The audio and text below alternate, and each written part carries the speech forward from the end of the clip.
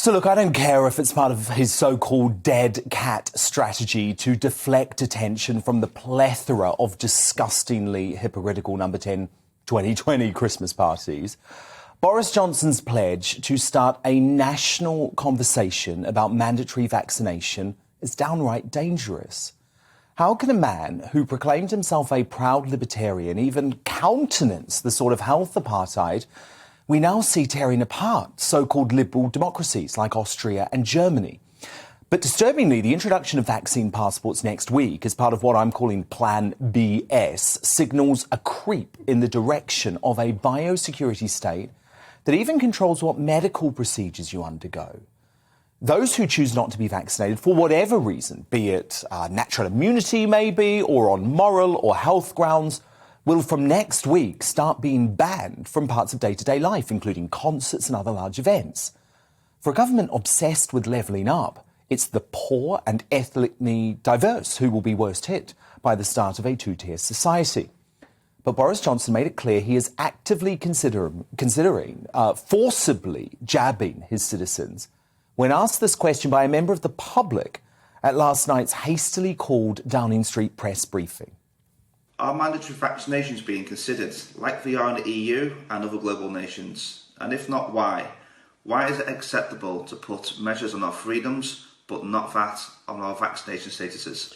Thanks, Dave. Well, I said right at the beginning of this pandemic that I think, or as soon as we were really talking about vaccination seriously, that I didn't want us to have a society and a culture where we force people to get vaccinated. I don't think that's ever been the way we do things in this country. There is going to come a point if we can show that the vaccines are capable of holding of Omicron, and that's the key thing that I think that we need to test. Well, I do think that we're going to have a conversation about ways in which we deal with this pandemic, because I want to be absolutely clear with you. I don't believe we can keep going indefinitely with non-pharmaceutical interventions. I mean restrictions on people's way of life, where just because a substantial proportion of the population still, sadly, has not got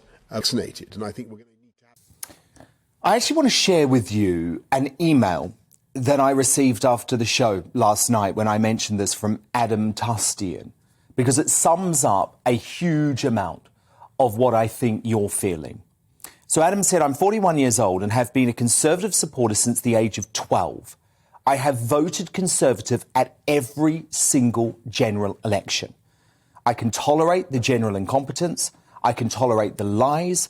I don't care about overpriced wallpaper, eye testing trips to Barnard Castle, or the hypocrisy of sneaky number 10 parties.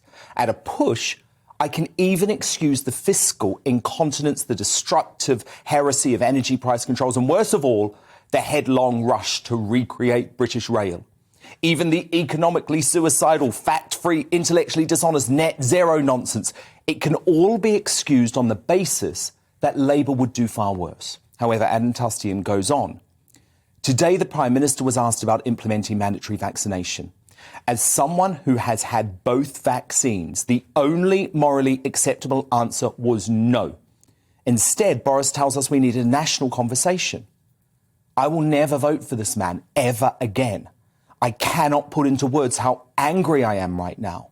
If I could find my party membership card, I would send it back where it came from. Boris is not a Conservative. I have never attended a protest in my life. This is the one issue that I would fight to the death. Evil is the only word to describe any leader who would even suggest such a thing. The entire media are completely ignoring what was said, choosing to focus on the irrelevance of who attended the party. Please don't let them get away with it. And I wanted to share that email from Adam Tustian with you in full, because it's that sentiment which is why I'm speaking out about this. It's not that I believe that Keir Starmer would be a better Prime Minister. I've backed Boris Johnson from the start of his premiership. But this madness has to end. Because with mandatory vaccinations, Boris would be unleashing unprecedented civil unrest on the country. as all citizens who believe in liberty and basic human rights, including millions of vaccinated folk like me, would take to the streets and stand up against a policy I can't even believe we're discussing. Labour is a huge danger here too. Their frontbencher, Thangam Debonair, refused to rule out her party backing mandatory vaccination last night on the BBC. Don't know whether Labour are in favour of compulsory vaccination. Are you? We would rather everybody took the vaccine because it's the right thing to do and because it's safe and it's effective. But I agree with This that. wouldn't be a suggestion. This wouldn't be a suggestion. Well, we're still dealing in hypotheticals, aren't we? Where we are at the moment is there's a discussion about that to be had, and I think there is a discussion that we look at the evidence at every stage. At the moment, of course, we would rather everyone was persuaded by the arguments But that it's safe and effective. you're not ruling out compulsory vaccination. I don't think we should ever Labour- rule out anything that is Oh, come necessary to on. protect people. Well, I should think we? that's outrageous. I think we're focused. So worrying. Remember, Labour is a party who don't think the current unnecessary COVID restrictions go far enough. Their potty Welsh First Minister, Mark Drakeford, is reported to want a total Christmas lockdown. Then you've got Sturgeon, scheming Sturgeon in Scotland, who would completely destroy the economy with lockdowns if she could to advance the futile cause of Scottish independence. So now it is up to the Tory freedom fighters to exercise the correct moral judgment by campaigning against vaccine passports and mandatory vaccination, no matter the consequence to their careers. It's clear, for example, Health Secretary Sajid Javid doesn't support the PM from this answer that he gave on BBC Breakfast this morning. The Prime Minister's called for a national debate on mandatory jabs. So what would you say when that debate is proposed and takes place?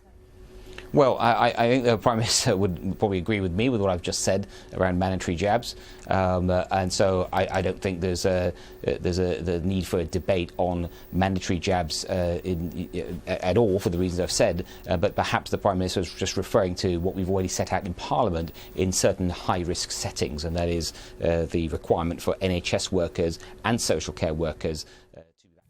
No, he wasn't. And it's intellectually dishonest to play down his proposal.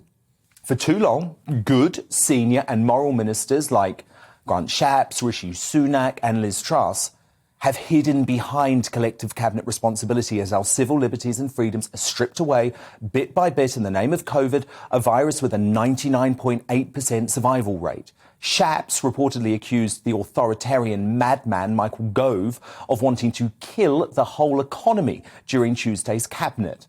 But mandatory vaccination must be the red line for these ministers. The time has come to resign if you have to, in order to stop this completely unnecessary madness. The future of basic human rights in the UK and a united country is relying on it. And my plea to Boris is this.